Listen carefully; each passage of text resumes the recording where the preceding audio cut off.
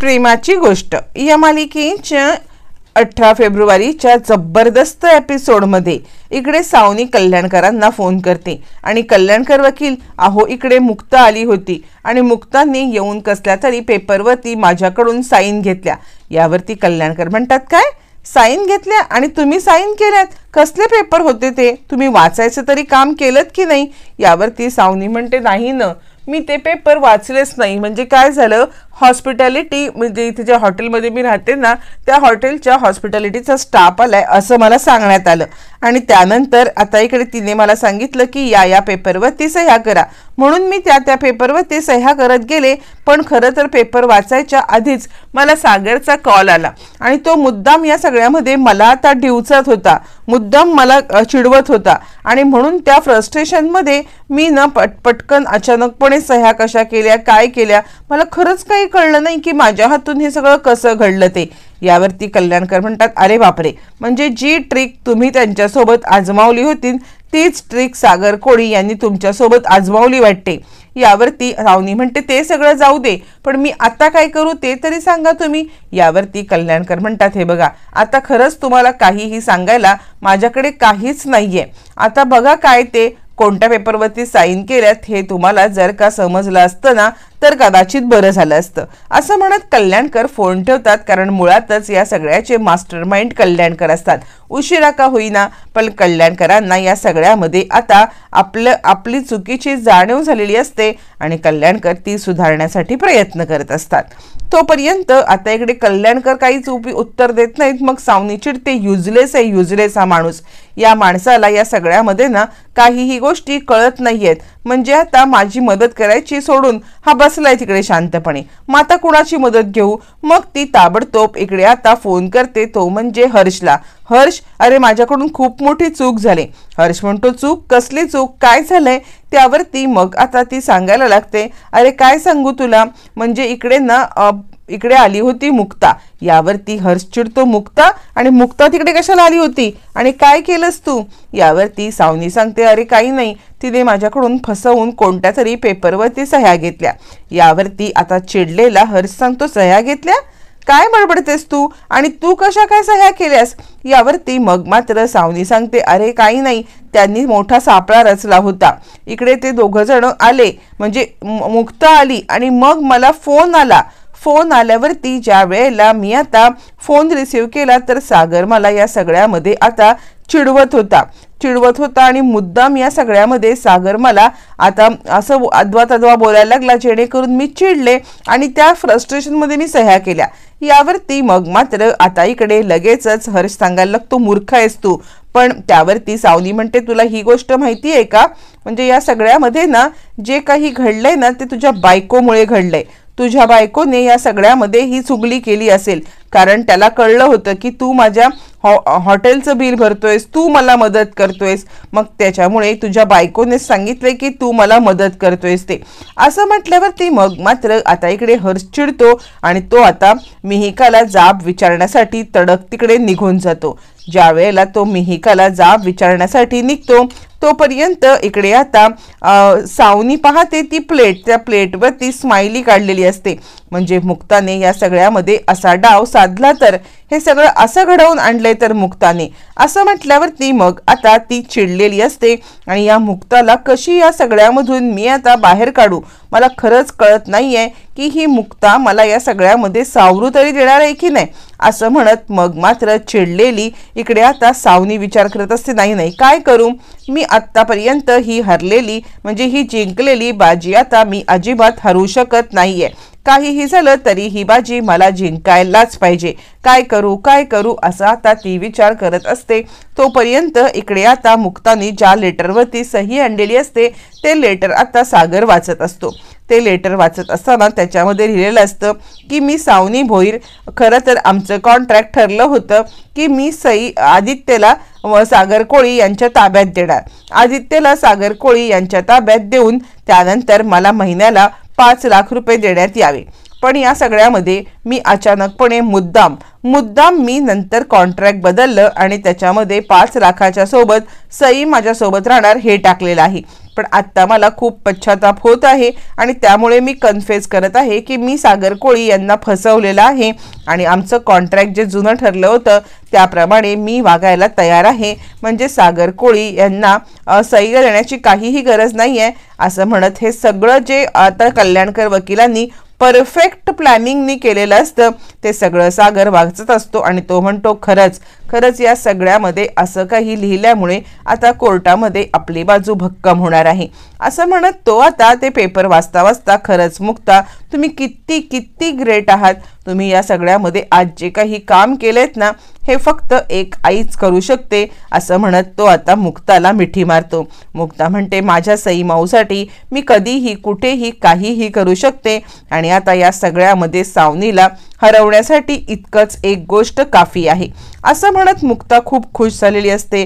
सागर खूप खुश असतो. सागर सांगतो आता फक्त हे पेपर कोर्टामध्ये सबमिट करायची खोटी की आता आपल्याला सईची कस्टडी धूमधडाक्यात मिळणार म्हणजे मिळणार. मुक्ता आणि सागर खूप खुश होत. तोपर्यंत चिडलेला हर्ष आता मिहिकाकडे येतो. तिच्या कानातून हेडफोन काढतो, मोबाईल हिसकावून घेतो आणि काय ग इथे राहून जासूसी करतेस का आणि तुझ्या बहिणीला खबरबात पोचवतेस का असं म्हणत तिच्यावरती अटॅक करतो. हे सगळं करायचं इथे गरज नाहीये हा. यावरती आता इकडे सांगायला लागते मिहिका हे बघ तुला काय वाटलं तू मला थ्रेटन करशील आणि मी या सगळ्यामध्ये तुला घाबरेन असं वाटलं का. एक गोष्ट लक्षात ठेव मी तुला काही घाबरत नाहीये. यावरती मी इकडे चिरलेला हर्ष सांगतो म्हणजे माझ्या घरात राहून तू माझ्यावरतीच कुरघोडी करणार आणि मी गप्प बसेन असं तुला वाटलं का. हे बघे तुझ्या बहिणीला माझ्या या खबरी बात सांगायची तुला काय गरज होती तू का माझ्या खबरी तुझ्या बहिणीला सांगितल्यास. एक गोष्ट लक्षात ठेव या सगळ्यामध्ये तुला वटणीवरती आणायला मला अजिबात वेळ लागणार नाहीये. त्यामुळे आता जास्त नाही करायचं उड्या मारायच्या स्वतःच्या लायकीत राहायचं.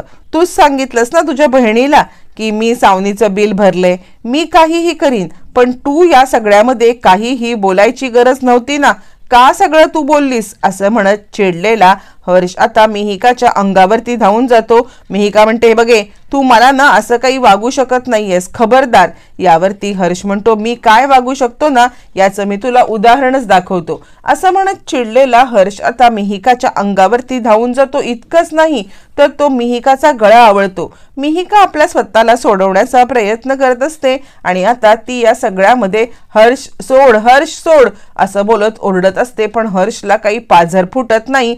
हर्ष चिडलेला असतो आणि तो तिच्या अंगावरती हात उचलतो आणि तिचा गळा दाबून तिला मारण्याचा प्रयत्न करतो. आता ती स्वतःला सोडवण्याचा प्रयत्न करत असते आणि त्याच गडबडीमध्ये या झटापटीमध्ये हर्ष तिला जोरदार धक्का देतो आणि जोरदार धक्का दिल्यामुळे ती खाली कोसळते. ती पोटावरती कोसळते आणि त्यामुळे आता ती जोरात किंचाळते.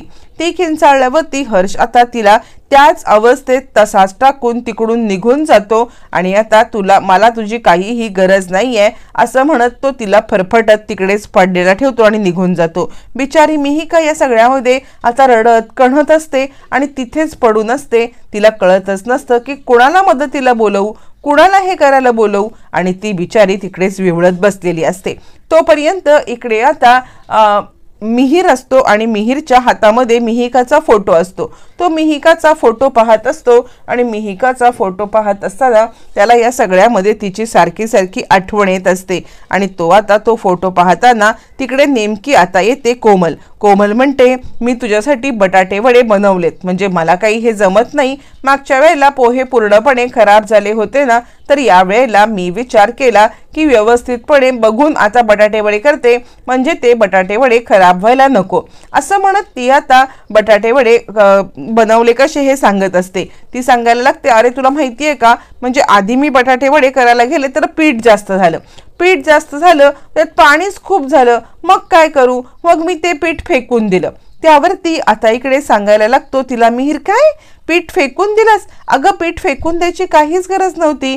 जर का पीठ पातळ झालं होतं तर तू एक काम करू शकत होतीस ना त्याच पिठामध्ये तू जर अजून पीठ टाकलं असतं तर ते वड्यांसाठी वापरता आलं असतं किंवा त्याच्यामध्ये जर का दही टाकून त्याची कढी केली असतेस ना तरी सुद्धा चाललं असतं. अगं पीठ का फेकलंस तू? यावरती मिहिका इकडे आता कोमल सांगायला लागते सॉरी म्हणजे तुला जेवढ्या टिप्स अँड ट्रिप्स माहिती आहेत ना मला खरंच यातलं काहीच माहित नाहीये रे, आणि म्हणून माझ्याकडून ही चुकी झाली. सॉरी पुन्हा माझ्याकडून अशी कोणतीही चुकी होणार नाही. मी पुन्हा या सगळ्याचा नक्की विचार करेन. बरं ते सगळं जाऊ दे, वडे कसे झाले ते सांगशील का तू मला? असं म्हणत ती आता मिहिरला वडे खाण्यासाठी सांगते आणि आता थोडीशी उदास होते. मिहिर ते वडे खातो आणि म्हणतो की नाही छान झालेत वडे हे. यावरती मिहिका सांगते आणि मी इकडे कोमल सांगायला लागते आणि मी या सगळ्यामध्ये अजून कॉफी पण केले बरं का, चहा कॉफी पिऊन आपण वडे खाऊया. असं म्हणत ती या सगळ्यामध्ये आता मिहिरला सांगते की आपण फोटो सुद्धा काढूया का? तर मिहिर सांगायला लागतो आपण एक काम करूया, आपण ना तुझ्या मोबाईलमध्ये फोटो काढू म्हणजे तुला पाठवता येईल. असं म्हणत दोघं जण फोटो काढतात आणि आता इकडे ती मिहिरच्या खांद्यावर डोकं ठेवते. त्यानंतर ती मिहिरला सांगायला लागते मला काय वाटतं माहितीये का मिहिर, म्हणजे आता आपल्या लग्नाला खूप दिवस झालेली आहेत. आपलं नातं आपण आता पुढे हे केलं तर बरं होईल. असं म्हणत ती या सगळ्यामध्ये मिहिरला नातं पुढे नेण्याविषयी बोलत असते. पण मिहिर अजूनही या सगळ्याला तयार नसतो आणि त्यामुळे कोमल थोडीशी ऑकवर्ड होते आणि ती गप्प बसते. तोपर्यंत इकडे सावनी विचार करत असते काहीही झालं तरी सुद्धा मला आता सई माझ्या हातून जाऊ द्यायची नाहीये. सई माझा हुकमी एक्का आहे आणि त्यासाठी काय करू? मुक्ताने जे केलं ते करू का? कारण माझ्या हातामध्ये दुसरं काहीच नाहीये. मुक्ताने जे केलं ते करण्याशिवाय पर्याय नाही. मी सईला घेऊन पळून जाते. असा विचार करत आता सावनी सईला घेते आणि तिकडून पळून जात असते. सई चल. सई काही ऐकायला तयार नसते. मी कुठेही येणार नाही असं म्हणत असताना ती मात्र तिचा हात धरून फरफटत नेत असते. मग सागर मध्ये येतो आणि तिला अडवतो. हे बघ, पळून जाण्याचा विचार सुद्धा करू नकोस. एक गोष्ट लक्षात घे, जे मुक्ताने केलं ते करायला निघालीस का? अगं मुक्ता एक आई आहे आणि ती आई म्हणून तिच्या भावना हे करायला निघालेली आहे. तिची बरोबरी तू कधी करूच शकणार नाहीयेस. खरं तर मुक्ता या सगळ्यामध्ये आपल्या सईमाऊला आपल्यापासून दूर कोणी नेऊ नये यासाठी प्रयत्न करत होती आणि तू मात्र तिला आपला एक उपयोग म्हणून तिच्याशी वागती आहेस आणि तिला या सगळ्यामध्ये एका वस्तूसारखी ट्रीट करते आहेस. त्यामुळे पळून जाण्याचा खबरदार जर काही प्रयत्न करायचा हे केलास ना, विचार जरी केलास ना, तरी गाठ माझ्याशी आहे. आता काहीही झालं ना तरी तुला सई पण मिळणार नाही, सईला भेटायला पण मिळणार नाही. त्यावरती चिडलेली सावनी आता सागरच्या अंगावरती जोरात हात उचलते. सागर तिचा हात धरतो आणि सागर हात धरून तिला म्हणतो तुला काय वाटलं? तू माझ्या अंगावरती हात उचलायला मी कोण आदित्य आहे का? एक गोष्ट लक्षात ठेव, काहीही झालं ना तरी सुद्धा या सगळ्यामध्ये मी तुला कधीही सईला माझ्यापासून लांब जाऊ देणार नाहीये. कारण सई ही फक्त आणि फक्त मुक्ता यांची आहे आणि त्यामुळे खबरदार, उद्याच्या दिवसात कोर्टामध्ये पेपर सबमिट होतील आणि मी सईला घेऊन जाणार. सई सांगते पप्पा उद्या नको, मला तुमच्यासोबत आत्ताच यायचं आहे. काहीही झालं तरी सुद्धा मी तुमच्यासोबत आत्ताच्या आत्ता येते. असं म्हणत ती आता सागरला बिलकते. त्यावरती सागर म्हणतो सई माऊ तू काळजी करू नकोस, फक्त आजची रात्र तू इथे राहा. उद्या कोर्टामध्ये मी तुला प्रॉमिस करतो, उद्या कोर्टामध्ये गेल्यावरती तिकडे पेपर सबमिट केल्यावरती ही सावनी मम्मा तुला अडकवू शकत नाही, तुला थांबवू शकत नाही. मी तुला तिकडून घेऊन जाणार म्हणजे जाणार. तू कोणत्याही प्रकारची काळजी करू नकोस सई माऊ. असं म्हणत सागर आता इकडे सावनीला चांगलाच धक्का देतो. त्यावरती आता इकडे सांगायला लागते सई नाही पप्पा आत्ताच चला ना, मला घरच्यांची खूप आठवण येते, मला त्यांच्या सोबतच राहायचं आहे. त्यावरती सागर म्हणतो बाळा तू कोणत्याही प्रकारची काळजी करू नकोस. जोपर्यंत तुझी मुक्ताई आहे ना ती तुला कुणाच्याही ताब्यात जाऊ देणार नाहीये. फक्त आजची रात्र तू इथे काढ, पण उद्याच्या दिवसाला मी तुला घेऊन जाणार. यावरती आता इकडे सावनी म्हणते तू काहीही कर रे, उद्या पण मी हिला तुमच्याकडे देणारच नाहीये. सागर म्हणतो बघूया ना, उद्या कोर्टात एकदा पेपर सबमिट झाले की तू माझं काय वाकडं करू शकतेस ते? तू माझं काहीही वाकडं करू शकत नाही सावनी, तुझा खेळ संपलेला आहे.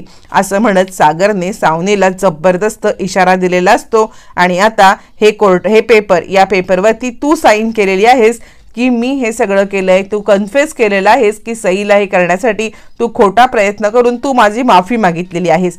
त्यामुळे आता तू काहीही करू शकत नाहीस. सावनी आता कशा पेपरवरती आपण नक्की कोणत्या पेपरवरती साईन केले ते वाचते आणि हादरते. त्याच्यामध्ये लिहिलेल्या मजकुरानुसार मी खोटं बोलून सागरची सही घेतली सईच्या कस्टडीच्या पेपरवरती, पण आता मला खूप पश्चाताप होतोय, म्हणून आता सईची कस्टडी मी सागरकडे परत देत आहे आणि त्याच्यासाठी माफीनामा सुद्धा मला मागत आहे. तोपर्यंत सागर सईला सांगतो, मी तुला मुक्ताईसारखं पिंकी प्रॉमिस करतोय की उद्या काहीही झालं ना तरी तुला कोर्टातून थेट आपल्या घरी घेऊन जाणार आहे. तू जितकी घरी येण्यासाठी उत्सुक आहेस ना बाळा, तितकेच उत्सुक आम्ही सगळे तुला आणण्यासाठी आहोत.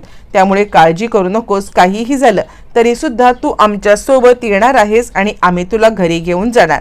पिंकी प्रॉमिस. असं म्हणत तो पिंकी प्रॉमिस करून तिकडून निघून जातो. इकडे चिडलेली सावनी आता सईचा हात धरते. चल, कुठेही जायचं नाहीये तुला, मी काहीही होऊ देणार नाहीये, मी यातला कोणताही प्रकार यशस्वी होऊ देणार नाही.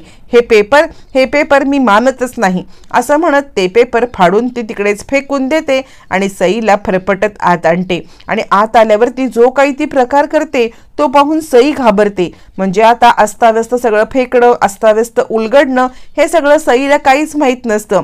आणि आता हा सगळा आतताई प्रकार बघून सईला भीतीच वाटायला लागते. ही अशी काय करते? आणि ती सांगते, सावनी मम्मा थांबव हे सगळं, मला खूप भीती वाटतेय, मला भीती वाटते, तू हे सगळं जे काही करतेस ना मला बघवत नाहीये, तू थांबव हे सगळं, थांबव.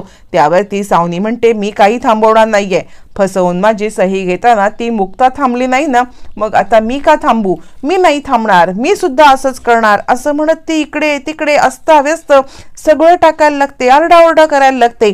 आणि आता सई बिचारी, थांबव ना सावनी मम्मा, थांबव ना हे सगळं, थांबव ना हे सगळं असं म्हणायला लागते. सावनी आता रडायला लागते आणि रडत रडत मटकन खाली बसते.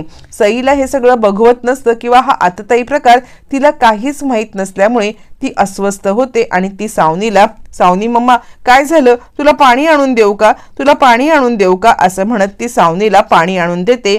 हे संस्कार आता मुक्ताचे दिसायला लागलेले असतात. आणि ती सावनीला सांगते, तू काळजी करू नकोस, मी तुझ्यासोबत इथे नाही राहू शकत, कारण मला इथे कम्फर्टेबल नाहीये आणि त्यामुळे मला माझ्या घरी जाऊ दे. घरी गेल्यानंतर मग मी तुला भेटायला येईन, कधीतरी नक्की तुला भेटायला येईन, पण मी इथे नाही जगू शकत, मी या सगळ्यामध्ये नाही स्वतःला इकडे थांबवून ठेवू शकत, तू मला इथे अडकवू नकोस, मला घरी जाऊ दे, मला घरी जाऊ दे असं म्हणत बिचारी सई या सगळ्यामध्ये आता बोलण्याचा प्रयत्न करत असते आणि तिला मला घरी जाऊ दे इतकंच म्हणत असते. पण सावनी मात्र आता तिला घरी पाठवायला काही तयार नसते. सावनीचा आता तिला पूर्णपणे इकडे अडकवून तिच्या जीवावरती मजा मारण्याचा प्लॅन असतो. तोपर्यंत आता सागरचे वकील येतात. सागरच्या वकिलांना सागर पेपर दाखवतो आणि वकील पेपर बघून इतके खुश होतात, जे आतापर्यंत कुणाला जमलं नाही ते मुक्ताने करून दाखवलेलं असतं. आणि पेपर पाहिल्यावरती वकील म्हणतात, अरे बापरे सागर कोळी, तुम्ही तर इतकी कमाल केलीत ना, म्हणजे हे जे काही आहे ना याच्यामुळे कोर्टामध्ये तुमची बाजू अशी भक्कम होणार आहे की तुम्ही या सगळ्यामध्ये हरूच शकणार नाहीयेत. एकदा का हे पेपर कोर्टात सबमिट केले की तुम्हाला या सगळ्यामध्ये कस्टडी मिळाली म्हणून समजाच. पण हे सगळं घडलं तरी कसं, म्हणजे यांनी पेपरवरती सह्या केल्या तरी कशा? यावरती मग आता सागर सांगायला लागतो, माझे ना एक सिक्रेट एजंट आहेत, त्या सिक्रेट एजंटनी जादू केली आणि या पेपरवरती सह्या करून घेतलेल्या आहेत. त्यावरती आता इकडे इंदिरा सांगायला लागते, सिक्रेट एजंट ना, मला माहिती आहे यांचा सिक्रेट एजंट कोण आहे ते, त्याचं नाव एम वरून चालू होतं आणि एम वरूनच सिक्रेट एजंट आहे ना. यावरती मग आता सगळेजण हसायला लागतात. M for Mukta, Mukta secret agent आहे ना तुमची असं म्हटल्यावरती वकील म्हणतात, वा मुक्ता मॅडम वा, काय जबरदस्त कामगिरी केलीत तुम्ही, म्हणजे तुमचं जितकं कौतुक करावं तितकं कौतुक कमी आहे, जे आम्हाला कोणालाच जमलं नाही ते तुम्ही करून दाखवलेत, खरंच तुम्हाला सलाम आहे सलाम. त्यावरती सागर म्हणतो, एक आई ज्या वेळेला हे सगळं करण्यासाठी पेटून उठते ना त्यावेळेला आपल्या मुलांसाठी ती काय करू शकते ना याचं मूर्तिमंत उदाहरण म्हणजे आता मुक्ता आहेत असं म्हणत इकडे आता ते मुक्ताचं कौतुक करत असतात. आता हे सगळं बोलत असताना मुक्ताचं सगळेजण कौतुक करत असतात आणि मुक्ता मात्र आता फोटो पाहत असते. आणि फोटो पाहत असताना मुक्ता सांगते, फक्त आजची रात्र, मग उद्या दिवशी माझी सई माऊ माझ्या ताब्यात असणार आहे. सागर म्हणतो, खरंच मुक्ता तुमची तपश्चर्या फळाला आली. त्यानंतर सावनी मुक्ताला फोन करते आणि मुक्ता, तू उद्या कोर्टात काहीही कर ग, तरी सुद्धा मी सईची कस्टडी तुला मिळूच देणार नाहीये, सईचं नख पण तुला बघायला भेटणार नाही. मुक्ता म्हणते, सावनी बाद झाल्या तुझ्या पोकळ धमक्या, आता तुझ्या पोकळ धमक्यांना कुणीही भीक घालत नाहीये. एक गोष्ट लक्षात ठेव, काहीही झालं ना तरी सुद्धा या सगळ्यामध्ये तू आता हरलेली आहेस. उद्याचा दिवस माझा आहे. आत्तापर्यंत केलेली कारस्थानं तुझी संपली आणि उद्याच्या दिवसात सईमाऊ माझ्याकडे असेल हे माझं तुला वचन आहे, असं म्हणत मुक्ताने आता इकडे सावनीला बरोबर चितपट केलेली असते. कोर्टामध्ये पेपर सबमिट करून ज्या वेळेला सईला मुक्ता घरी आणणार तेव्हा सावनीला जवळजवळ वेळ लागल्यासारखं होणार आहे. आदित्य पण गेला, सई पण गेली, पैसे पण गेले. आता ही सावनी कशाच्या जीवावरती जिवंत राहणार. हर्षची साथ सुटले, कल्याणकरांनी साथ सोडले, त्यामुळे सावनी पूर्णपणे एकाकी पडलेली आहे.